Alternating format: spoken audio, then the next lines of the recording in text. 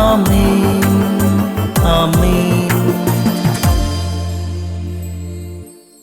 യേശുവിന്റെ ഏറ്റവും പ്രിയമുള്ള കുഞ്ഞെ, യോഹന്നാന്റെ സുവിശേഷം 1-ാം അധ്യായം 1, 2, 3, 4 വാക്യങ്ങൾ പലതവണ നമ്മൾ കേട്ടതാണ്. ആദിയിൽ വചനമുണ്ടായിരുന്നു, വചനം ദൈവത്തോടുകൂടിയായിരുന്നു, വചനം ദൈവമായിരുന്നു.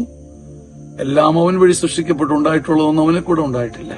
അവനിൽ ജീവൻ ഉണ്ടായിരുന്നു, ആ ജീവൻ മനുഷ്യരുടെ വെളിച്ചമായിരുന്നു. ദൈവത്തിന്റെ വചനത്തെക്കുറിച്ചുള്ള അഡ്ജക്റ്റീവ്സാ. അതിൽ ജീവൻ ഉണ്ടായിരുന്നു, അത് വെളിച്ചമായിരുന്നു. നമ്മൾ പറയുന്ന വാക്കിനകത്ത് ഒരു ജീവൻ ഉണ്ടെങ്കിൽ, അതിനകത്തൊരു പ്രകാശം ഉണ്ടെങ്കിൽ, അത് മനുഷ്യർക്ക് പ്രത്യാശ കൊടുക്കുന്നുണ്ടെങ്കിൽ, മനുഷ്യന്റെ ഭാരത്തെ നീക്കുന്നുണ്ടെങ്കിൽ, അത് ദൈവവാക്കിന് തുല്യമാണ്. എനിക്കും ദൈവവചനം പറയാൻ പറ്റും.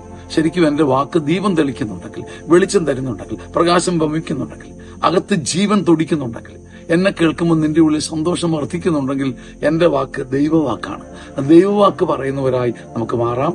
ലോകത്തെ ദൈവവാക്കുകൊണ്ട് നിറയ്ക്കാം. കർത്താവേ, ഇങ്ങനെ ദൈവവാക്കുകൊണ്ട് ലോകത്തെ നിറയ്ക്കുവാൻ പാവപ്പെട്ട എന്റെ നാവിനെ അഭിഷേകം ചെയ്യണമേ. ആമേൻ, ആമേൻ, ആമേൻ.